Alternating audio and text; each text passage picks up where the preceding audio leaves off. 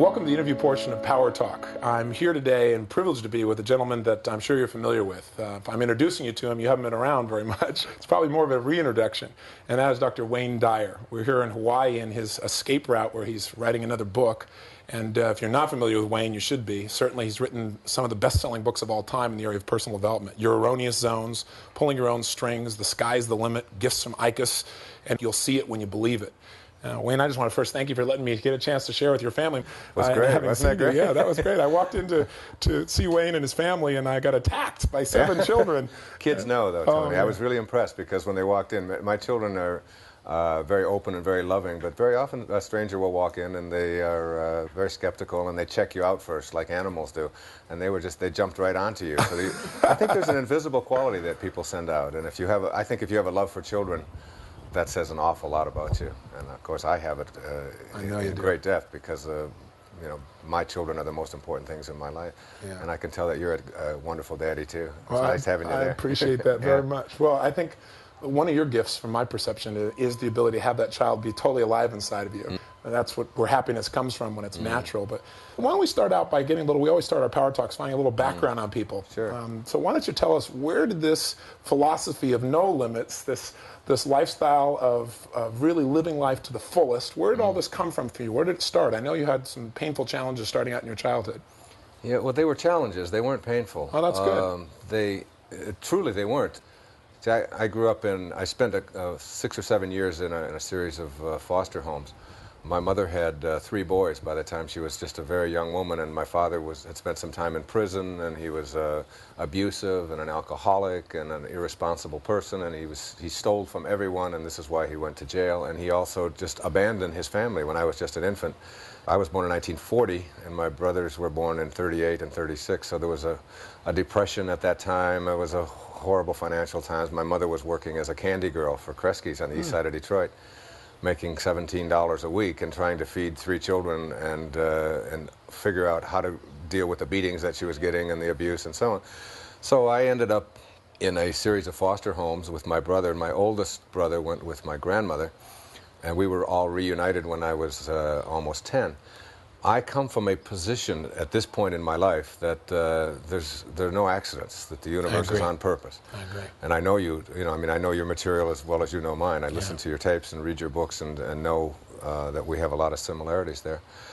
And I think that the childhood experiences that you get, even the ones that we, quote, call painful, are lessons. And there are exams given, and we either pass them or we just keep repeating Getting the same them. lesson, Yes, that's right, yeah. over and over again. Yeah. And so I look back upon that. I try to look back very objectively on those years when I was in a foster home and in the years when I was away from my mother and things were happening that everybody else would sort of categorize as horrible and painful. And when you're a kid, you don't wake up every day and say, I'm an orphan again today, isn't this awful? Yeah. Unless somebody teaches you to think that way. That's right, unless you process. And I was always the one in the places that I lived where a mother would bring in a new child. It was just, all it was just poverty. I mean, it was just, nobody had anything. And so everybody that ended up in these various homes was just because they didn't have anything. It wasn't anything other than that. And the mothers would bring their children in, or the church would bring a child in, and they'd always say, go get Wayne.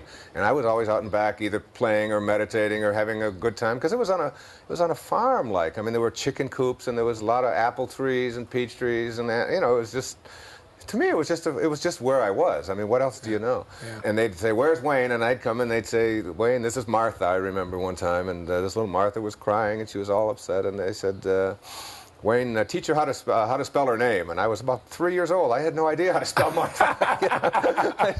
And I just started guessing at it, and she said, no, that's not right, and we went off, and it was like I was the one that somehow had my purpose, whatever it is that you want to call it, was about teaching other people that they didn't have to be depressed because of the circumstances of their life. And I seem to always have known that. You make a really interesting point, because so often people who are depressed or see themselves as depressed, that's part of their identity. And they have great times throughout the day. Yeah. But at the end of the day, they don't remember any of it. Yes, and they say, oh, I'm so depressed all the time. I think that's one of the key differences between successful and unsuccessful people, by the way, is that successful people have a tendency to really recall the good. Yes. They remember. I mean, I think of my days at Mrs. Scarf's house out in Mount Clemens at 231 Town Hall Road, and I think the only painful day I can ever remember was the day that her husband died, and it was just I just didn't understand. I mean, he was there one moment and he was gone the next, and the only other one is I had appendicitis when I was a child, and I got rushed to the hospital. But when I think of my time in the hospital with appendicitis in 1948. I remember the flowers, and I remember the people. I remember the nurses. There's a big black nurse who would come in and put us on her knee because they had to give us penicillin in those days in these huge, and they used dull needles and huge doses. And she was always the one who would coddle me and take it. I mean, I remember seeing my mother every day. I mean, she came to the hospital every day after working where she was, and that was just glorious. I don't remember any other part of it. And I have a tendency to do that. I've been through a divorce, and I talked to my ex-wife, who is now remarried, and I'm remarried, and our lives are in nice places, and we're very good friends and all that. But whenever we would talk about what was going on in our marriage, she would always point out all of these things that I didn't even remember. You didn't take the kid on Halloween. I said, well, I remember being there on Halloween. I don't know whether I just created this or whatever, but I look back on my marriage to my ex-wife as a wonderful time. I think she was great. We just had to move along. I've never looked back and thought, oh, isn't that awful? Never done that. Well, you talk so much about having reality-based thinking. And yet, isn't reality based on whatever we focus on? Reality is just what I think about all day long. We are what we think about all day long. And it's like, that's the most important learning I think I have come to over the years, is that this body that we're in is really just like it's like a garage where we park our soul, you know.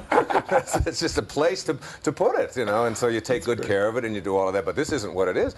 I've talked often about when my grandmother died, and they weighed her just before she went to the hospital. She weighed 133 pounds, and life left her body. Her body didn't weigh any less. I mean, her very life, was invisible and weightless, as is everyone who's listening to it now. So you're just sort of trapped in this body temporarily, and you ought not to be thinking of it as who you are, but your reality is how you process it. And that's one of the great lessons. I was talking to one of your producers, John, yesterday about somebody here who had come up to me and was very negative toward me, which is very rare. Do I ever attract anything like that? So this morning I was meditating on that, thinking, why did I attract this negative person who was very angry at me for being on his property when I shouldn't be, or something like that? And I kept getting back in the meditation, and it's like it bothered me for a whole day. And then I was like over it in a second, satori, instant awakening. It was like, this is only a problem for you because you process it. The guy who came into your life in a negative way is just the path that he's on. Your reality is how you are living with it. You know, it's like he came in to teach you a lesson. And the lesson is that you don't have to process him like that any longer. And it was gone. I realized that it was all totally within my power to let him go and to send him love. And I did. I sent him a couple of books. I found out where he works, and you know, and I sent him a lesson. It may take him 20 years before he even reads it, or he may never get it on this path. He may have to go through it all kinds of times and carry around that arrogance. But it's not mine. I don't have to own any of that. It's wonderful. It's the most freeing thing you have in the world, to know that you can process life any way you want to. Now, when you say process, let's clarify that. You really mean changing the way you think about things, the way the questions you ask yourself, the way you focus. Process it internally, absolutely, You've gone through an incredible evolution, and in the spotlight, you know, since 1976, I guess, is when your first book came out, right? And I was just a kid. I was 16 watching you, but I remember seeing you on TV. Yes. I got sandals older than you. What am I doing in this interview? But I remember watching you on television and thinking, that guy's hot. You know, this guy really, he's saying what's really true. You know, you didn't have anything else about you but what you really felt, and you were so clear in your communication that it stunned people. Yeah, it was true. But, I had a sort of a, not arrogance, but an enormous amount of confidence. Yes. That, they didn't know how to deal with that. No. I can remember being on the Donahue Show and the Tonight Show and a few shows like that, and saying things that they were so shocked at that they asked me to come back the next week. You know? And I wasn't doing it for shock value. It was literally what I'd been saying all my life, only I just had a bigger audience. I mean, I'd been saying it as a school teacher, and I'd been saying it as a college professor, and at the lectures that I gave. And you were a therapist for a while, too, right? Oh, yeah, for many, many years. Now, what made you decide to write a book in the beginning? Writing is the way I just express my soul. Writing isn't something I do. Writing is something that I am, and therefore it just comes out. I have to write. I mean, like Picasso had to paint, you know, or it's like asking my wife, you know, why are you such a great mother? You know, I mean, mothering is who she is, and she's just absolutely divine at it. Writing I've been doing since I wrote my first novel when I was about 15 years old. Wow. Yeah, and when I was in the Navy, I spent 4 years in the military after high school, and I wrote 3 books while I was in the service. None of them were ever published. And I wrote maybe 100 essays, mostly on the things that I found objectionable about the military. You know, That's probably why they weren't published. and I would design ways to get around it without being beaten down by it, because I realized I couldn't beat the United States government and the United States Navy, Yes. and I couldn't give speeches about how absurd it was. But I also didn't have to be inspected. Yeah. You know, where they would come along and stand you up and make you, you know, shine your shoes in a certain way. I just figured out in my mind, which is where everything begins, in your mind, how could I get away with not ever getting inspected again and still be a part of this system? And in 4 years, I never had another inspection after I left boot camp. How did you pull that off? Every time an inspection would come along, I would figure out a way to be someplace else, where it would absolutely be necessary for me to be someplace else. The only time that I was a little bit devious was when I had somebody, when I tempted somebody to steal my shoes, so that I couldn't go.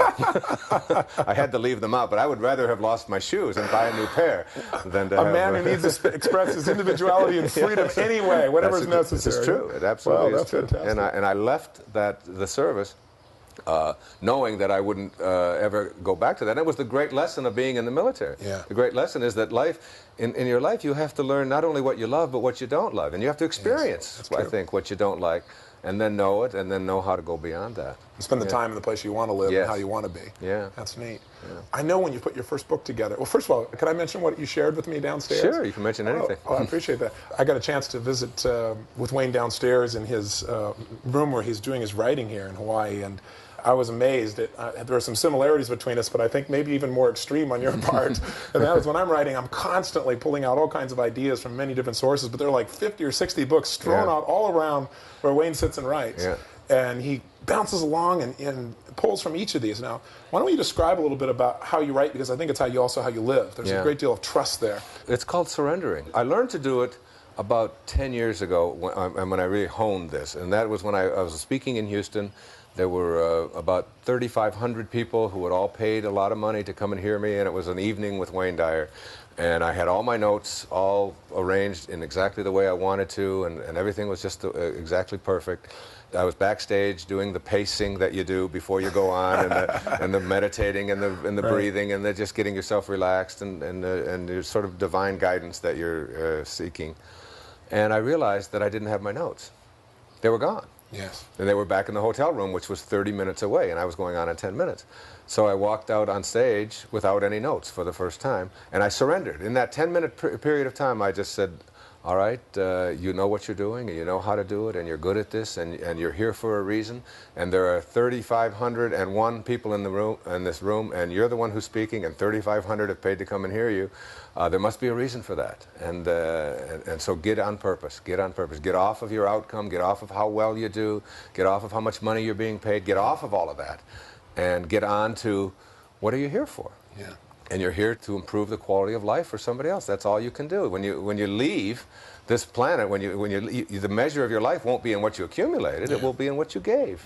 Since you can't get anything anyway, it's in giving. So I surrendered, and that was the beginning for me of surrendering. I've never used notes since in my life. It's not that I'm not prepared.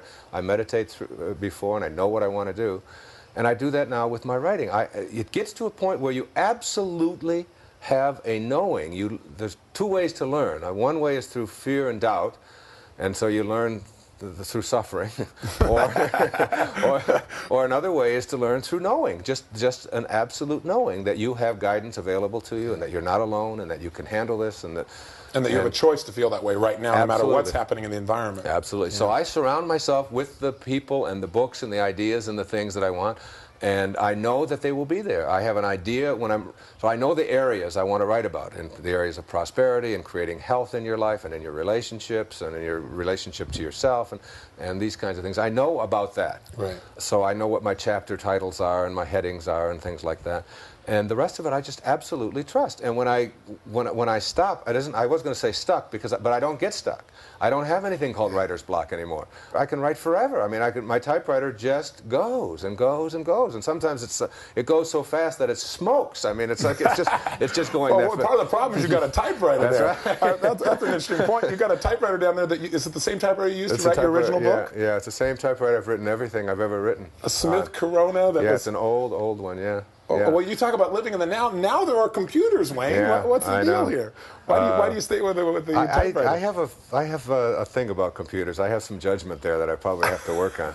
But they gotta forgive your computers. I do. Yeah, they collect so much information. There's sort of a big brotherish kind of thing about computers. Something that can take away freedom. Yes, huh? Yeah. There is something like that, and it's like you press a button, and everything that you ever did when you wet your pants back. I know it's written in there somewhere. You know?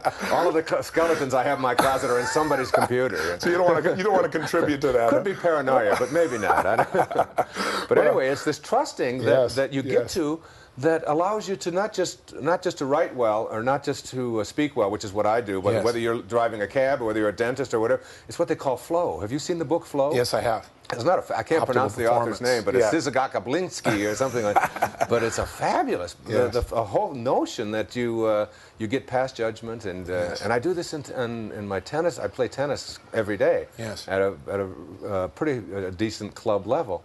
And I have found my best tennis flows from when I'm off of outcome and I'm on purpose, when I'm just out there being. You know? What I'm impressed by you is to see your children, because your children live by flow. Yeah, they do. You know, I mean, when you walk in there and they attack you and love you and jump all over you and say, you know, that was my highlight. Meeting you was wonderful, but we've met before. Yes, that's right. Meeting your kids is really the peak experience. I got to tell you. But you see, they're like that because my wife Marcy is like that, and I'm like that. Yes. Our relationship is like that. Yes. And I really believe that children emulate what they see around them. If you want to teach your children, you don't have to read a lot of books about how to do it. You just have to model what it is you'd like them to become. Just be that around them all the time. We get on a plane. Now, we've been coming here to Hawaii since those children were infants. Right? They were conceived. All of them were conceived right here in Hawaii. I mean, this is a very, very special, magical place. You better be careful. Yes, I know. We're sweating that out right now. An eighth child. Right. Oh, my gosh. But when we get on the plane, we live in Florida. Now, we come to Hawaii. Now, that's halfway around the world, all right? That's a 13-hour deal. And when we get in the back of a plane, we fill up a plane. Those children, every single time, we never give them any instructions. We never tell them you have to be good, you better not say anything, or we're going to get you, or anything like that. We just get on the plane.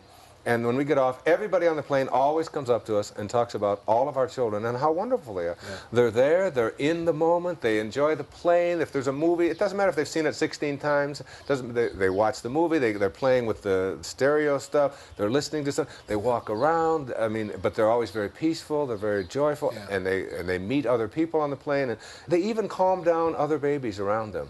Just like they say about Christ, you know, or Mother Teresa. And that all comes from the kind of relationship that my wife and I have. And I couldn't agree with you more. I think that most people try and teach their kids what to do, but they live a different lifestyle. And kids don't listen to what you say. They do smoking what cigarettes and telling their kids, now you shouldn't use drugs. I mean, or they're cheating on their income tax and talking about it. I can't understand why their children lie. No kidding. They don't get it. No kidding. No kidding. Yeah. Tell me, I know you have a discipline of running, and you were doing that right before this interview. Yes. You've been doing it every day for how long? In October of this year, I will have completed 15 years without missing a day of running a minimum of 8 miles. That's amazing. And as a result of doing that, and meditating along with it, I haven't had a day of illness in 15 years. I've had a few fevers, I've had a few this and that, a few sniffles, but I haven't had anything, any influenza, any colds, anything that would keep me from running that distance. And I've had some, I'm an athlete, so I've had some bad injuries to my legs and all of that, but I've always been able to run right through them. And instead of it taking weeks and weeks and weeks for these pulls and these injuries to heal, they're usually healed in a day or two. Because I think circulation is not only the key to understanding the universe, it's the key to understanding the universe that you are. You've got to keep yourself circulating all the time. You can't let an old person move into your body. You know? That's a good point. Yeah. I say behind every old person is a young person saying, what the heck happened? Yeah, that's right. Yeah. I remember when I was teaching psychology, I came across a great poster. It was a whole line of babies, with little faces, and they were all gurgling and laughing, and just like the ones that you just saw downstairs. Yes. And then underneath it were another row of picture. It was all these old people who were just all sitting there and depressed and looking down and unhappy and with scowls on their face. And the heading said, "What happened?" Yeah. Let me ask you, what is your major focus of what you're trying to share now? Or let me come back to what I started to ask you earlier. I said, you've gone through a tremendous evolution. How do you perceive that evolution in your own life over the last 15 years or so? The evolution is one of, instead of teaching people how to manage their emotions or how to avoid being victimized, I think it's the difference between self-help and self-realization, I guess. What I write about is always just a reflection of what I'm going through in my life. My writing is always very personal. The examples come out of my own experience in my own life. And my life has undertaken a dramatic transformation from a person who used to be a human being having a spiritual experience, as I said, to a spiritual being having a human experience. And I know, profound difference there. Yes, it is. And I know that who I am is divine. I'm a divine necessity. And each person listening is as well. And I know that there's a grand purpose, a heroic mission that every one of us has on this planet. And I think that my lessons have been much more spiritual, much more peaceful. Consequently, my life has become much more peaceful. And when my life is in harmony and serene, then my writing is that way. I think my writing flows more now. I think my message is that I know I'm not alone. I know that. And I guess if I know I'm not alone and I can go to a higher place within myself, that I believe that anybody can. That the same intelligence that flows through you is the same intelligence that flows through me. The only reason that I can't wiggle your finger is because I believe that I'm separate from you. But it's a oneness that is there. And I've met a beautiful, beautiful man. His name is Deepak Chopra. Oh, yes. Yeah, we met him recently, and he's invited us to come out and visit Deepak and I him, have become very, very friendly. Incredible man. Yeah, he is. And as a matter of fact, my wife just was diagnosed as having a cold nodule on her thyroid and was told that it was 2.5 centimeters and that she would have to have surgery. She went to 3 different endocrinologists, specialists, and each of them said that she would have to have surgery. And that same day I met Deepak, the same day that we thought that my wife might have cancer. They said it could be cancerous and they couldn't take a chance. And that very same day, Deepak and I were doing a program together in Seattle, and along with Louise Hay and Shakti Gawain and Kriyananda, and it was a very, very special day. And Deepak and he came to me, here's this man who's a physician and who grew up studying under Maharishi. I mean, just a brilliant man. And I'm ready to just bow to him, and he's bowing to me, telling me how much he loves me and how much he appreciates my work and all that. And we became like soul brothers. I mean, it was like a man I experienced love for instantaneously. And he invited Marcy to come up to his Ayurvedic medicine place up in Lancaster, Massachusetts. And she spent a week up there for the first time in 10 years that she slept alone, that she has been away from the children or away from me. And she went up there alone, and our 16-year-old daughter, we absolutely knew that she could handle this. And she handled 5 children for a week and just became, I mean, an unbelievable mother, from sort of a wild kind of teenager who likes to go out and be a teenager, I mean, to a totally, completely responsible person, because we believed that she could do it. Yes. And my wife went up there for a week and worked with Deepak, and he gave her herbs and oils and counseling. Cleansed her system. She came back, and in 1 week's time, Tony, she went back to the 3 endocrinologists, and the cold nodule is gone. That's fantastic. It's gone. That's fantastic. But she never believed for a second. I mean, it isn't like she said, oh, maybe I have cancer, but. It wasn't like that. She absolutely said, I'm not having surgery. I'm not interested in this. I know that I can do this. I know I can get rid of this. And all I have to do is just get my body balanced. And that's what Ayurveda taught her. That's what Deepak. So we're doing a program together. East meets West, kind of. And he said to me, he said, it's real interesting. He said, I came to the same conclusions about personal transformation and spirituality and this divineness.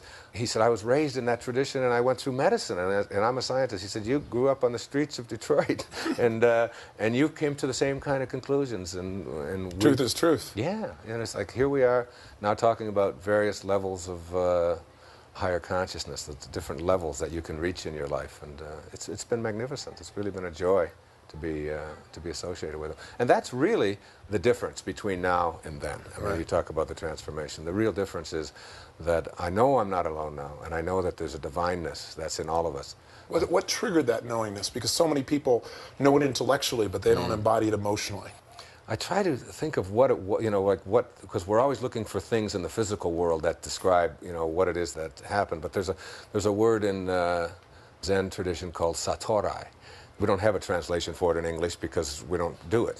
That's a real good point. Yeah. We don't have a word, we don't have an experience. That's right. But it's like, in Japanese it's called shibumi. It's effortless perfection, or instant awakening. And where you just have this knowing, and it's like I can go back and I could give you right here a whole lot of circumstances that happened in my life when I went to my father's grave, but then it turns out that I had all this hatred towards my father for all these years. Well, don't run through this story, because this is an important story. Yeah. Maybe you can share that with us, because I know it was a profound experience in your life. It truly was.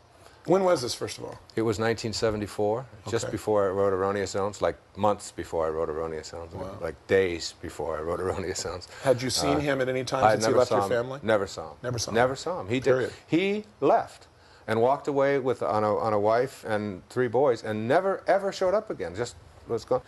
You want me to tell this story? Yeah, would you? I think it's very powerful. It was. I went down to Columbus, Mississippi. I was teaching at St. John's University in Queens. You were 14. No, that's right. And it's interesting. I haven't thought of this in quite a while. I had a cousin who was my father's sister's child, whose name was Dorothy Phillips, who I had just met a couple of times. They would never give any information about my father. I was always looking for my father. I spent a lot of time looking for my father. Why did you want to find him? I wanted to meet him in a bar. I had a fantasy of just going to a bar and sitting down and saying, "I'm your son. Let me." And this was long before I became well known or anything. Yes. This was just. I just wanted to know who this guy was. Yeah. When his mother died, I found out his mother died. I went to the funeral, and I was only 13. I was the only one that went, and I went only because I was hoping that he would show up. Just so I could meet him, but he didn't come. Wow. Anyway, I spent a lot of time looking for him, and then I would always run out of money, or I would run out of desire, or I was just being guided to stay away.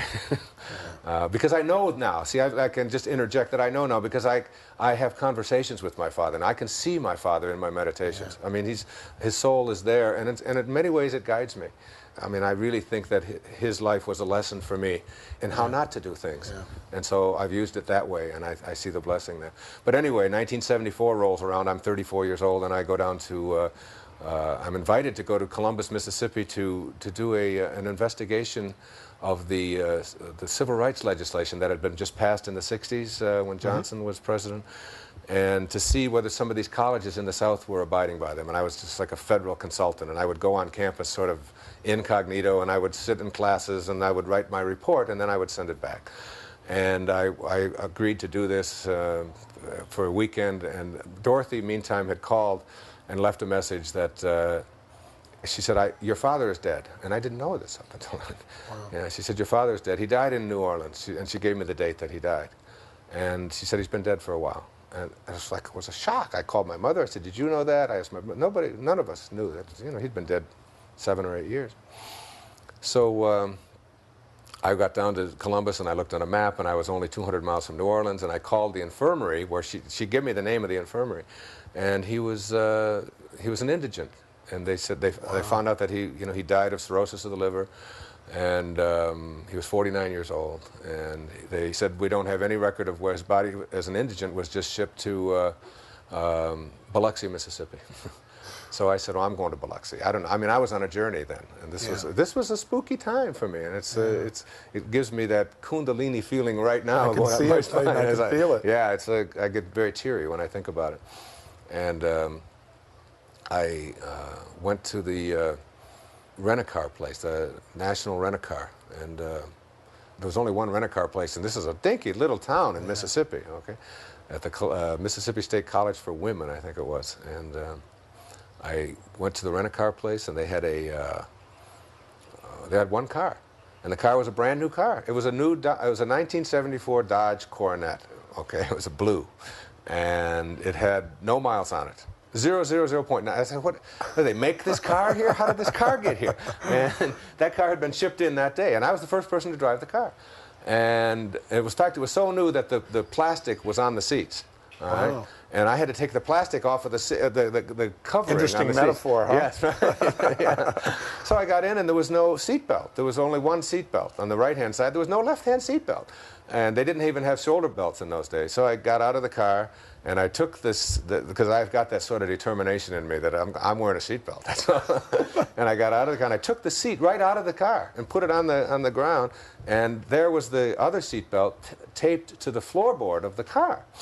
And it was masking tape. It was wrapped in plastic, the buckle, wrapped in all this plastic. There was a rubber band around it, and then it was taped to the floorboard, obviously to protect it from cutting the upholstery in transit. And I took all of this stuff off of it and unwrapped it and all that, and inside the buckle, there's a card, and it says, a business card, inside the buckle of this brand new car. This is a true story. And it said, Candlelight Inn, Biloxi, Mississippi.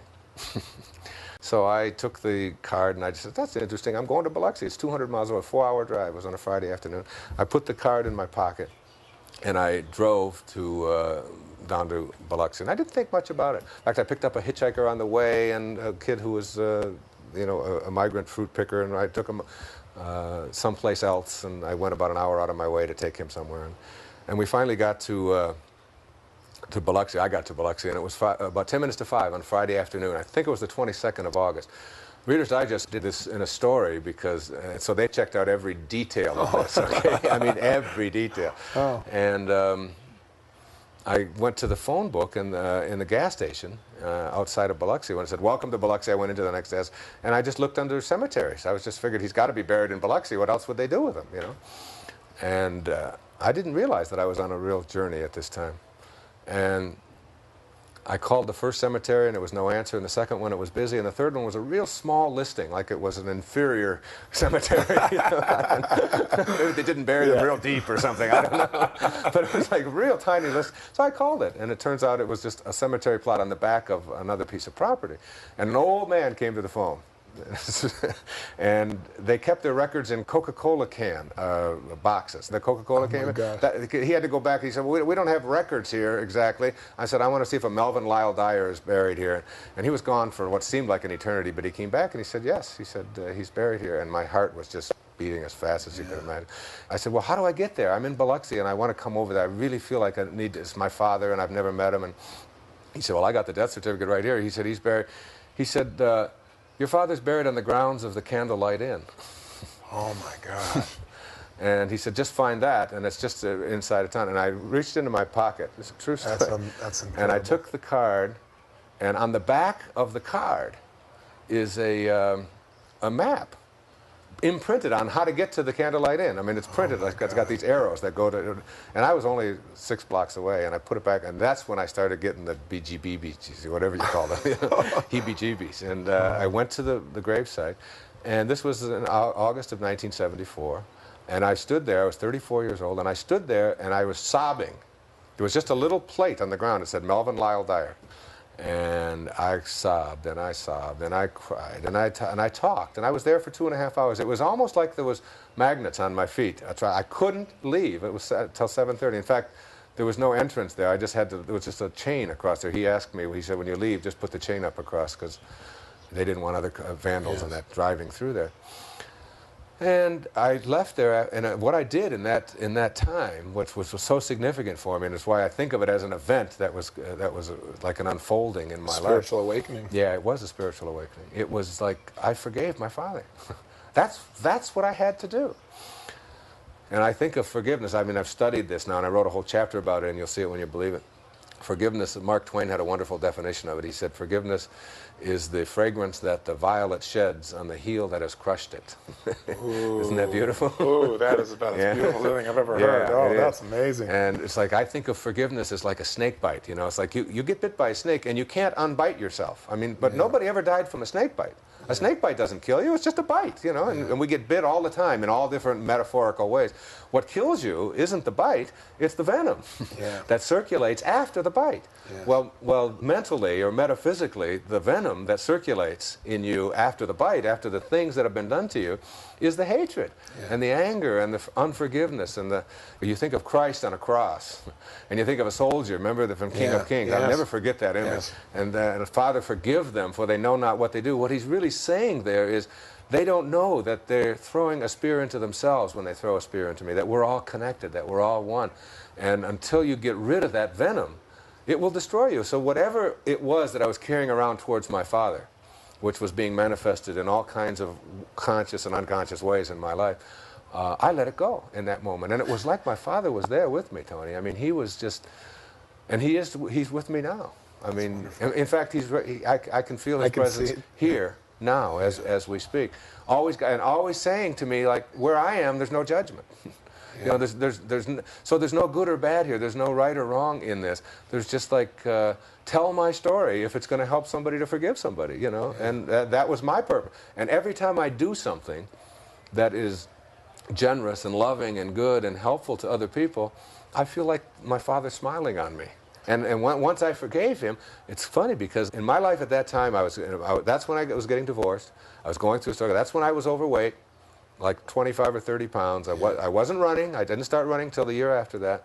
And my writing was really suffering. I was writing professional article stuff just to publish or perish, okay? That's where I was. I was trying to get published in different professional magazines and all of that kind of thing, and I'd send stuff in. It was just stuff that, you know, you wouldn't want to read because it was just quoting everything else, and it was, you know, the kind of professional stuff that everybody does. They write to each other.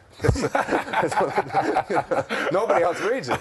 And then when you do write something that appears in Family Circle or Reader's Digest or whatever, or even the National Enquirer, 5 million people read it. I mean, give me 5 million neurotic people reading the Enquirer to fix, rather than a whole bunch of people who are just going to write back in another letter to me only in the form of another article. So I let all of that go. And I went back, and Erroneous Zones I wrote in 18 days. In 18 days? 18 days. Wow. 18 days. And there's 22 million of those in print today. You know. That's amazing.